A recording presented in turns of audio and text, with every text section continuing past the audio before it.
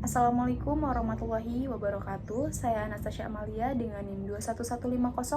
Di sini saya akan menganalisis tugas untuk memenuhi ujian tengah semester mata kuliah Hukum Humaniter Internasional dengan dosen pengampu Ibu Heni Rohaini SHMH. Di sini saya akan menganalisis kasus atau studi kasus dengan judul Perlindungan Hukum Terhadap Anak Korban Perang dalam Perspektif Hukum Humaniter Internasional, studi kasus tawanan perang anak Palestina oleh Israel. Metode yang digunakan oleh si penulis adalah dengan menggunakan metode yuridis normatif dengan jenis pendekatan peraturan perundang-undangan, pendekatan kasus, dan juga pendekatan konseptual. Untuk yang selanjutnya yaitu ada hasil dan pembahasan, di mana si penulis ini menulis bahwa perlindungan umum itu terdapat anak-anak yang dapat juga dikategorikan sebagai orang-orang sipil yang tidak mengambil bagian dalam permusuhan. Anak-anak juga harus mendapatkan perlindungan yang berkenan dengan penghormatan pribadi, hak kekeluargaan, kekayaan, dan juga praktik keagamaan, di mana hal ini itu berkaitan dengan legalitas perang. Untuk hasil analisis di sini menunjukkan bahwa perlindungan yang seharusnya didapatkan oleh anak-anak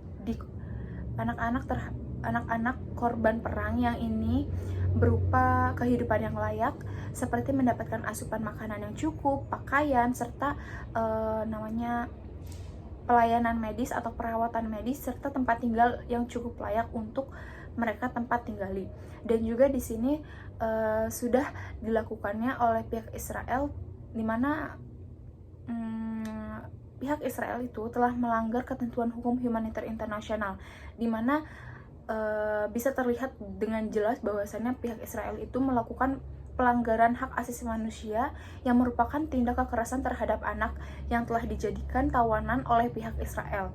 Seharusnya di saat adanya kejadian seperti ini, pihak PBB serta negara-negara yang terlibat Konvensi Jenewa di tahun 1949 seharusnya itu bertindak tegas terhadap apa yang dilakukan oleh pihak Israel terhadap tawanan anak dari pihak Palestina tersebut. Dimana tawanan perang itu kan wajib mendapatkan jaminan kesehatan. Nah, dalam hal ini itu negara yang menahan si tawanan atau Israel yang menahan anak-anak dari negara Palestina itu wajib mendapatkan jaminan pemeliharaan mereka dan perawatan kesehatan yang dibutuhkan oleh mereka, karena bagaimanapun mereka juga adalah manusia, dan di dalam peraturan hukum humaniter pun bahwa tawanan itu harus diberikan makanan yang layak, tempat tinggal yang layak, dan itu wajib diberikan oleh si pihak yang menahan tawanan tersebut. Dan di sini juga terdapat sanksi yang dapat diterapkan kepada pihak Israel adalah membawa kasus penawanan dan juga penganiayaan anak ini ke Mahkamah Pidana Internasional agar dapat langsung diinvestigasi, dan apabila investigasi ini telah memenuhi yurisdiksi Mahkamah Pidana Internasional, maka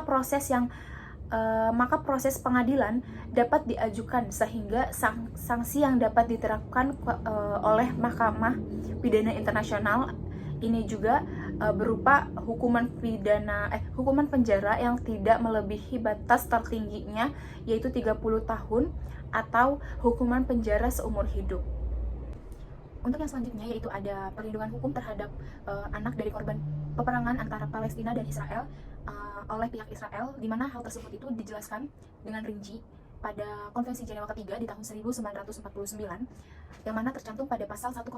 Di sini saya akan membacakan isi dari pasal tersebut, di mana isinya itu adalah tawanan perang berhak akan bantuan salah seorang kawan tawanannya, pembelaan seorang pembela atau pengacara yang cakap atas pilihannya sendiri, memanggilkan saksi-saksi, dan apabila dianggapnya perlu, juga memerlukan jasa seorang penerjemah yang cakap, dan ia juga harus diberitahukan tentang hak-haknya oleh negara si penahan pada waktunya sebelum peradilan itu dimulai. Apabila tawanan perang tidak berhasil memilih pembelaan atau pengacara sendiri, maka negara pelindung harus mencarikan seorang pembela atau pengacara. Untuk keperluan ini, negara pelindung itu harus mendapatkan waktu sekurang-kurangnya 1 minggu. Apabila diminta, negara penahan harus menyerahkan kepada negara pelindung satu daftar dari orang-orang yang cakap untuk melakukan pembelaan tersebut. Nah, bila tawanan perang atau negara pelindung tidak berhasil memilih seorang pembela atau pengacara, negara penahan itu harus mengangkat seorang pembela atau pengacara yang cakap untuk melakukan pembelaan tersebut. pembelaan atau pengacara yang melakukan pembelaan atas nama tawanan perang itu harus diberikan waktu sekurang-kurangnya 2 minggu sebelum sidang itu dimulai. Dan demikian pula harus menerima fasilitas-fasilitas yang diperlukan untuk mempersiapkan pembelaan tawanan tersebut atau terdakwa tersebut. Terutama itu ia boleh mengunjungi terdakwa dengan bebas dan bercakap-cakap dengannya tanpa adanya pengawasan atau adanya tekanan. Ia juga boleh berunding dengan setiap saksi dari pihak terdakwa, termasuk para tawanan perang itu sendiri.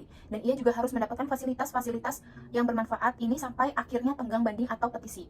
Dan dari keterangan-keterangan mengenai dakwaan atau dakwaan-dakwaan yang menjadi dasar penuntutan atas diri tawanan perang, demikian pula dokumen-dokumen yang biasanya diberitahukan kepada terdakwa menurut undang-undang yang harus berlaku bagi angkatan perang negara penahan harus diberitahukan kepada terdakwa atau tawanan perang terdakwa dalam bahasa yang dipahaminya dan dalam waktu yang cukup sebelum sidang pertama itu dimulai. Pemberitahuan yang sama itu harus juga disampaikan kepada pembela atau pengacara yang mengadakan pembelaan atas nama tawanan perang tersebut dalam keadaan dengan syarat-syarat yang sama.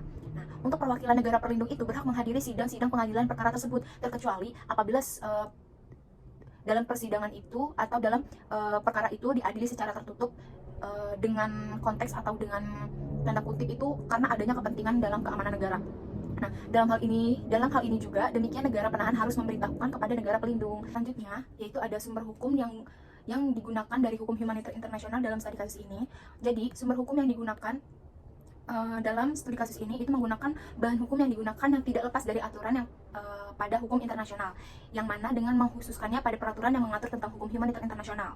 Dalam teknik ini juga, teknik pengumpulan bahan hukum yang dilakukannya juga itu berupa membahas mengenai teori-teori hukum humaniter internasional, juga khususnya pada konvensi Jenewa di tahun 1945. Jadi itu patokan dari sumber hukumnya. Nah, untuk yang terakhir itu kesimpulannya. Jadi kesimpulan dari studi kasus yang saya analisis ini bahwasannya tidak adanya perlindungan hukum terhadap korban perang antara Israel dan Palestina, karena bisa dilihat ya bahwa sampai sekarang pun kasusnya itu si korban-korban yang menjadi tawanan itu masih banyak tawanan perang yang dilakukan oleh Israel itu tidak menggunakan metode hukum humaniter internasional, bahwasanya di situ tidak diterapkan bahwa sebenarnya hukum humaniter internasional yang dikonvensi pada konferensi Jenewa di tahun 1949 itu sudah dijelaskan bahwasannya hak-hak apa saja yang harus diterima oleh tawanan perang.